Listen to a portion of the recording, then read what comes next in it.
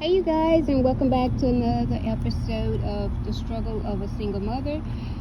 I'm your host, Mz.Rarecut, LA, and today I'll be bringing you guys episode 2. So hopefully you watched episode 1, which was an introduction.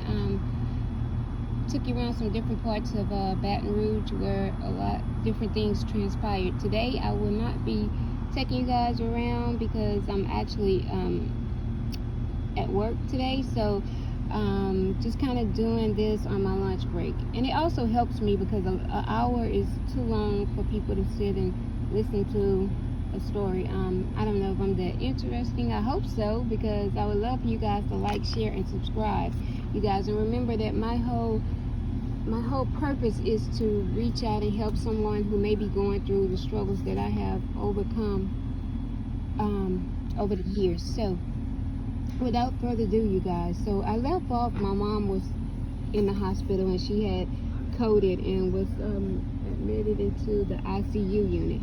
Now if somebody's talking in the background, you guys excuse me, probably my coworker, she's walking up and she, so 2010 was one of the hardest emotional heartfelt years, though. I graduated, so I did have a graduation for achieving my high school diploma because there's only like one graduation a year. So I did, I did graduate from that in May, and so to when my mom was in the hospital. So my mom was in the hospital, you guys. She stayed in ICU like 2 weeks. And I would pray to God that He didn't let my mom die, that my mom would, He would heal her and, leave her here with us, because we're not ready. No one's ever ready, but, it just came suddenly. She was 47 years old. We spoke to the doctors the next day when we all, as a family, me and my siblings, went up to the hospital and we spoke with the doctor. The doctor told us that she had breast cancer, which she's had before and was in remission, so it returned. And a lot of women, they don't want to tell them, especially their kids, because they don't want their kids to get bothered by and worried about them. Working in healthcare, I understand that very much so. So they told us that, but also she had a mass on her lungs the size of a grapefruit. So at this point, what we have to try to figure out is which is more detrimental, and so the decision was to try to shrink the mass on her lungs. So in doing so, if you are healthcare savvy, anything about medical terminology, things like that, which the majority of my family didn't, because everybody has different trades or they're into different things. I was there unable to, translate some things in patient term versus a healthcare worker terms, as the doctor would give it to me. And I think I did tell you guys, you have to be mindful how you treat people, because you never know when there's going to be your family member laying up in those beds needing to be changed, and that and the third, so I was always mindful of that, working in nursing homes, private sitting, the hospital, which I happened to have worked for this hospital that my mom was in.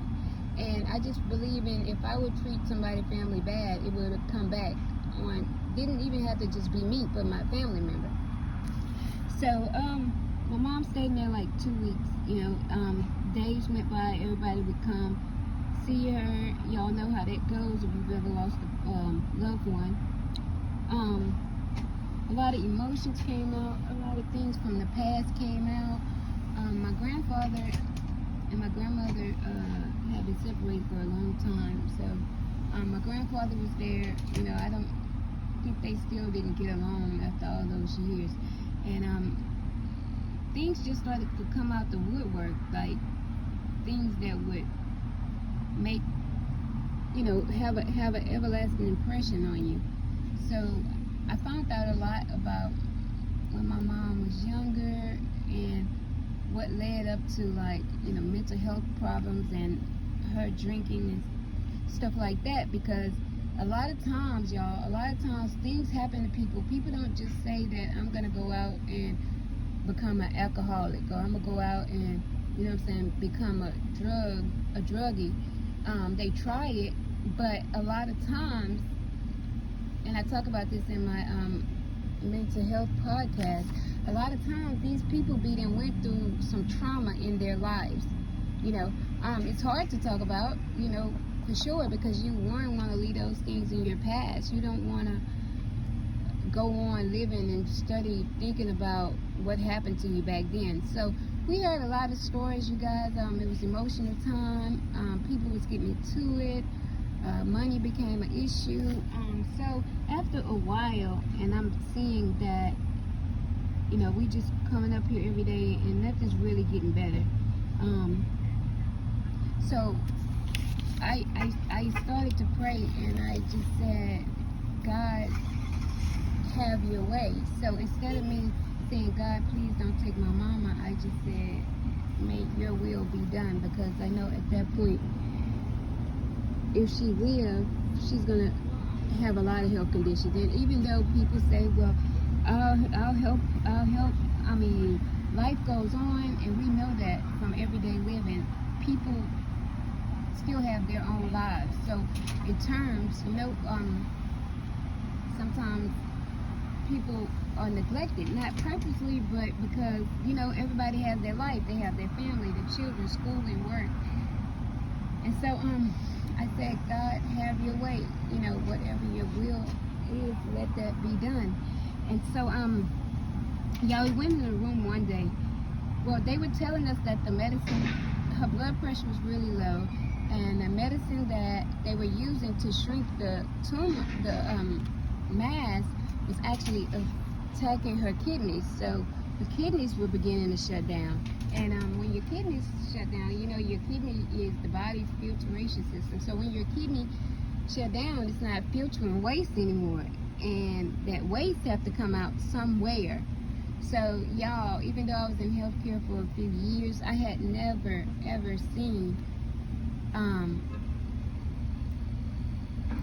fluid seeping out the skin. So we went in there one day, and it was towels and plastic wrapped around her arms and legs and stuff. We was wondering why. And when I seen it, it was just like, just a whole nother hurt all over again, because I had never seen anything like that. Even working in the hospital, I had never seen anything like it. She became sepsis, which is when infection starts to get in the blood, and pretty much she went downhill from there.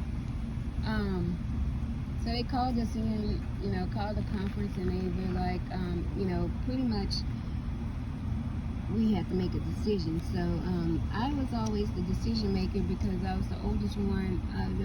I was the oldest one that lived with my parents. As I said in the first broadcast, my sister and brother was really, my older sister and brother were really raised by my grandmother.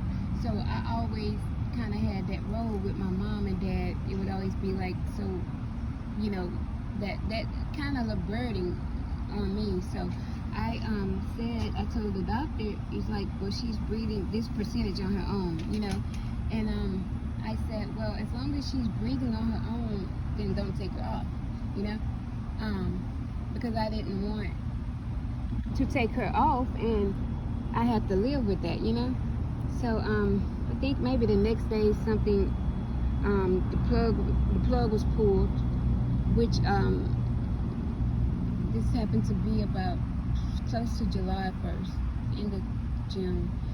And I can remember we waiting on my brother, which my brother, Lil Webby the rapper, is my cousin, blood cousin, real close cousin. So we were waiting on them to come off road before calling the funeral home, so that my brother and my cousins, they can give their piece before So you know, when you're in such a situation, you try to think about everybody's well-being, or how everybody's gonna feel, because we know it can get real drama. It could turn real drama fast, like a family, with people blaming people and people putting guilt on other people. So I didn't want to you know, make those type of decisions without, you know, my brother just not being there, and that was her first child. So that changed my life a lot, because my mom and my dad was my support system. So that really changed my life a whole lot. Me and my ex-husband, we, you know, we wasn't really getting along real good, and so after that happened, about a month later, y'all, my dad was admitted into the hospital for emergency trach. Like, he could, I told y'all the first episode that he had these spasms to where he couldn't breathe. He would have a hard time breathing, and so he it started to last longer. So he ended up getting a trach, which was supposed to be temporary. If you don't know what that is, that's the little thing you see on TV when it says "Don't smoke, this could be you," like in your throat. Yeah. So it was supposed to be temporary, and that was 2010. And to this day, he still has a trach. So it wasn't cancer, they told us. It was his vocal folds that had paralyzed. So just imagine at this point, you guys, I'm going through so much of mental depression, and, you know, because it's not supposed to happen to me, y'all. This is my mom. I'm like, it's all I know. Like, how do I go on, you know? You learn to deal with it. You never get over it, but you learn to cope with it. No matter how bad it was coming up, no matter what your parents did, it doesn't matter. Those are your parents. You can deal with it how you want to deal with it. I feel like you have to make peace. There's times when you don't make peace and someone dies, that becomes a mental health issue on a lot of people, because a lot of people, once again, turn to drugs and alcohol and things like that, because what it's called is like they have a guilty conscience, you know? Like, they never got that closure to say I'm sorry. They can say I'm sorry while they're gone, but don't get a response, you know what I'm saying? And you don't want to live your life like that, thinking, you know what I'm saying, like that can really tear a person up. So when y'all see these people dealing with these type of issues, like, a lot of times they done went through such things, you know, death caused. There's different levels of mental health. It's not just hereditary, you know what I'm saying? Sometimes it's brought on by death, by traumatic things happening, by, you know, abuse, different things like that. So after my dad got out in like August, he watched me graduate. I graduated from school. I graduated from in healthcare in August of 2010, and that was like August 5th, 2010. And my daddy was there, which that was always big for you to have family support, and especially those type of times, because those are emotional times, you guys. Like, you go through 2 years of, like I told y'all, me, my children having to get up early, I pick them up late after school. That felt like forever, and we're to the point to where that's over now, you know, and I no longer can just have to look for a job, but I have a career at this point. So I was one of the blessed people, because everybody who we know, a lot of people have a lot of debt, student loan debt, and they're not in the field that they went to school for. So I was blessed to get a job in healthcare August 23rd. I graduated August 5th, and I had a job August 23rd, which I took a little break, but in all, I've been at the healthcare organization for 12 years now. So you guys, I'm gonna fast forward. After that, you know, like I said, me and my ex wasn't getting along too well, because, you know, it was just a lot of, I don't know, it was just, it had got so bad to where, you know, we really wasn't even talking or nothing. So November came. November, it was a Thursday, I'll never forget. November, his mom was hospitalized. I want to say that she went to an appointment, for the same thing, cancer, breast cancer. She went to an appointment and she was sent to the hospital. We went to see his mom. I mean, it was like deja vu, or it was like a repeat of what happened to my mom all over again. We went seeing her. She was in the room and everything like that. And the second time we seen her, she was in ICU. So when she passed, it was a Thursday, just like my mom on a Thursday, you know, with breast cancer. So it was just like, wow, you know, what's the chances of that? So I remember when, you know, his mom passed, we after her funeral, we ended up going to, like, it was like Bayou Classic time. So if you from Louisiana, or you from Texas, or you know what I'm saying, you know somebody, then you know it's Bayou Classic. That's around my birthday, so we would always go to Bayou Classic.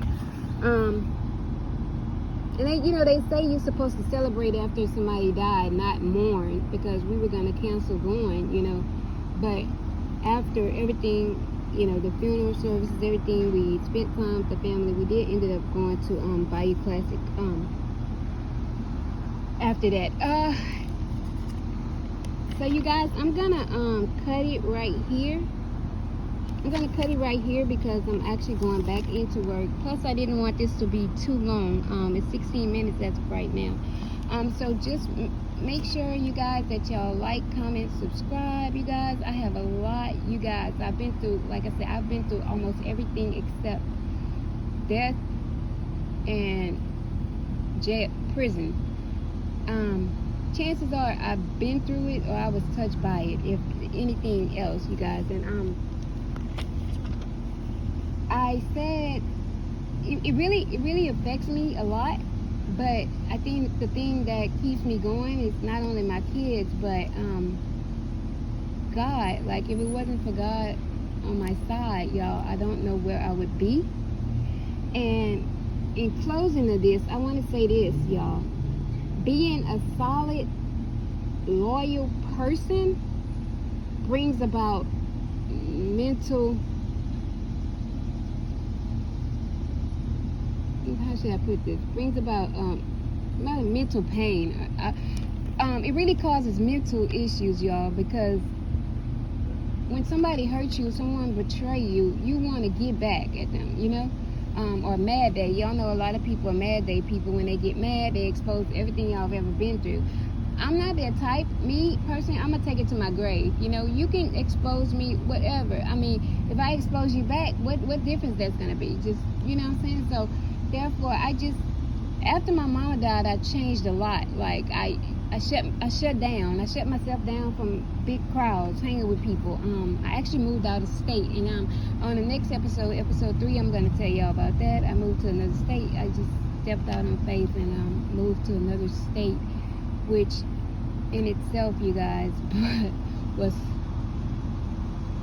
I'll say, horrible, because I faced being homeless, no money, no job, in another state with just me and my kids. And so be sure that y'all like, comment, subscribe to the channel, hit that notification so y'all can see when I go live, you guys. But just to touch back on what I said about the mental health part, being loyal and solid, because a lot of people aren't. And when you someone asks, why do I call myself Mz.Rarecut? It was Mz. Rare Breed because I'm a very rare breed of woman. I'm a very rare breed of female, and I've been told that a lot of times I'm often asked, like, how do you, how you have been through everything, how do you even still hope? And I can only say the grace of God. You know what I'm saying? It was a lot of times I wanted to do dirty things and take things back that I might have given you, or paid for, or bought, or something when we broke up, or when we weren't friends no more, and you know, that type of situation. But I didn't, you know. Even if you want to go tit for tat, if you're a rare, solid, loyal person, loyalty begins with yourself. So you got to be loyal with yourself. You know what I'm saying? You got to be loyal with yourself. So you can't allow anyone else to predict your actions. So for me to expose someone on Mad Day and all that, like they may have done me or take things from me to hurt me during a breakup or anything like that, then that's just not me. And it takes a mental toll on you, for real, because you got to live every day with that, knowing that. So yeah, y'all make sure y'all like, comment, subscribe. Y'all can follow me on Instagram. My Instagram is Rarecut_LA. That's Rarecut_LA.